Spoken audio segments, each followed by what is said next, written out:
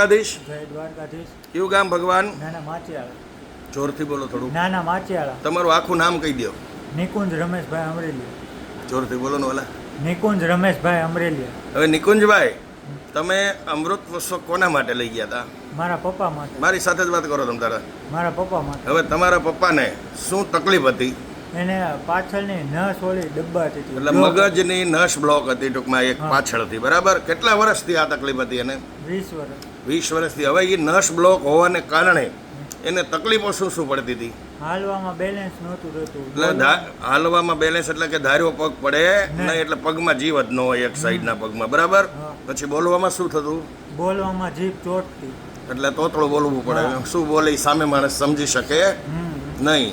પછી એક સાઈડના અંગમાં ખાલી જ રહેતી આખા. બરાબર. એટલે અહીંથી કનેક્શન ટૂંકમાં કપાઈ ગયેલું હતું. ટૂંકમાં દેશી ભાષામાં વાત કરીએ. આ પીડા 20 વર્ષથી. એના માટે ઘણી ટ્રીટમેન્ટો અગાઉ લીધી હશે ને? કેટલો ખર્ચો કર્યો હશે વાલા? અંદાજો? 2 લાખ રૂપિયા. 2 લાખ રૂપિયા બગાડીને ગયા છે. છતાંય કોઈ ફેરફાર તો થયો નહીં. બરાબર. ત્યાર પછી આપણે એ દર્દી માટે અમૃત પુષ્પની કેટલી બોટલનો પ્રયોગ કર્યો આપણે?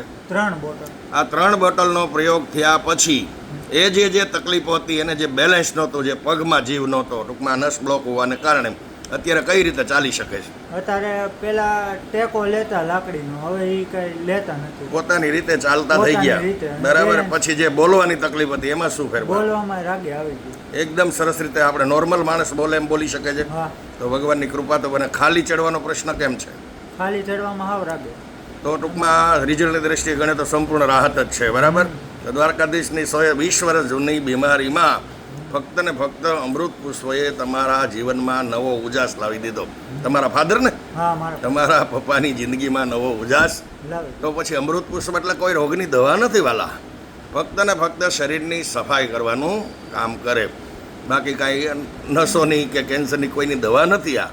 પણ બોડીની દરેક નસનાળીની અંદર જે કાંઈ બિનજરૂરી ટોક્સિનો જમા થયા હોય એ પરેજી સાથે સેવન કરો તો શરીરનું સફાઈ થાય અને શુદ્ધ લોહી તમારા જે છે હલનચલન ન થતું હોય ત્યાં મળવા મળે. તો રિઝલ્ટની દ્રષ્ટિએ કેટલું કહી શકાય આપણે? 30-40% ફેર દેખાય. એટલે ટકા કરતાં તમે જે બોલ્યા એ મહત્વની વાત છે. ટકામાં તમે જોખાઈ તો નહીં. અને જે હાલી ન તકતા હાલે છે, બોલી ન તકતા બોલે છે. એટલે એમાં રિઝલ્ટ ટકામાં ગણીએ તો દાખલો ઉકલે નહીં એમાં. બરાબર. એટલે ટૂંકમાં જે કરી નતા શકતા એ વસ્તુ અત્યારે થવા મળી છે. અને રાહત દ્રષ્ટિએ ઘણું કહી શકાય. અને ઘણી દ્વારકાધીશે તમારી ઉપર કૃપા કરી. તો તમારો ફોન નંબર થોડોક જોરથી બોલો.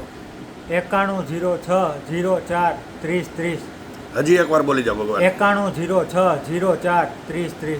હવે આવી તકલીફવાળા કોઈ લોકો તમારી આગળ ફોનથી અમૃત પુષ્પની જાણકારી માગે તો પ્રેમથી જે કાંઈ સાચી માહિતી હોય એ જણાવજો એમને. જય દ્વારકાધીશ. જય દ્વારકાધીશ. જય ગુરુ મહારાજ. જય ગુરુ મહારાજ. જય દાન મહારાજ. જય દાન. જય સિયારામ પ્રભુ. જય હો જય હો.